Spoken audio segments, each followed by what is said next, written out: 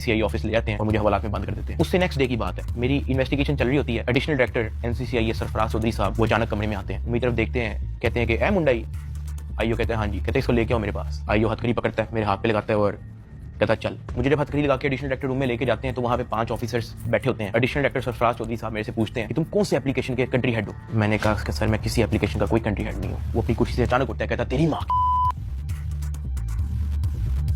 किधर से आता है पैसा तेरे पास। मैंने कहा सर मैं यूट्यूबर हूँ, मेरे 8 मिलियन सब्सक्राइबर हैं, उधर एडसेंस। अभी मैं बात कर ही रहा होता हूँ। कहता है कि तुम मेरे वतन अजीज के बच्चों को खराब कर रहे हो, क्या करता है तुम्हारा बाप। मैंने कहा जी यूनिवर्सिटी के अंदर प्रोफेसर है। तो कहता तुम इतने क्यों हो। मैं चुप रहता हूँ। वो चीख के बोलते, कहता बोल। मैंने कहा जी सर मैं सिर्फ वीडियोस बनाता हूँ, मैं यूट्यूबर हूँ। माँ बहन की गालियाँ वो देता रहता है। उसने मेरे मुंह पे बहुत जोर का थप्पड़ लगाया। मैं बिल्कुल चुप होकर ऐसे मुंह नीचे करके खड़ा हो गया। तो कहता मुंह ते कर। अभी मैंने मुंह पर किया नहीं था। वो जोर से चीख के कहता मुंह ते कर। अभी मैंने वो मुंह पर किया ही था, उसने मुझे दूसरा थप्पड़ लगाया। मैं वहां पे बड़ा हेल्पलेस फील कर रहा कि यार मेरे से ऐसा क्या हो गया। मैं भी ये सोच ही रहा था, उसने मुझे तीसरा थप्पड़ लगाया। मुझे माँ बहन की गालियां दी जा रहा है। मैं अपना मुंह नीचे करके खड़ा हुआ हूँ तो मेरे थप्पड़ इधर लगता था, फिर वो कहता मुंह पर कर, फिर मेरा थप्पड़ इधर लगता था। वो मारी गया जब तक उसका दिल नहीं भरा। मैंने तो गिने भी नहीं है कि उसने मेरे थप्पड़ कितने मारे हैं। फिर वो मुझे कहता कि अपनी टांगे बेंड कर। मैंने अपनी टांगे बेंड कर ली। कहता हाथ ऊपर कर। मैंने अपना हाथ ऊपर कर ली। वो घर में एक वीडियो कॉल लगाता है जो एक बच्चा रिसीव करता है जिसकी एस्टिमेटेड तकरीबन एज होगी 7 साल। उस बच्चे से पूछता है कि डकी भाई को जानते हो। वो बच्चा कहता है जी। वो बैक कैमरा ऑन करता है, मेरे हाथ खड़े होते हैं, टांगे बेंड होती हैं। वो कैमरे से दिखाता है उस बच्चे को कि कौन है ये।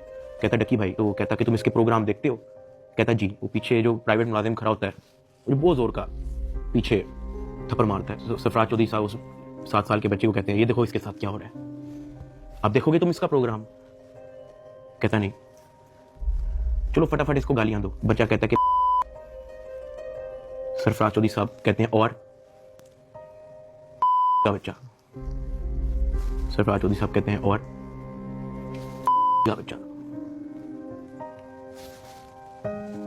थप्पड़ वो मारी जा रहा होता है पीछे। वो वीडियो कॉल पे उस बच्चे को दिखा रहा होता है कि ये तुम इसके प्रोग्राम देखते हो और ये मैं क्या बताऊं यार। खैर मैं तब बड़ा हेल्पलेस होता हूँ। मैं समझ नहीं आती कि मैं क्या करूं और किस तरह इससे निकलूं। मैंने क्या किया ऐसा।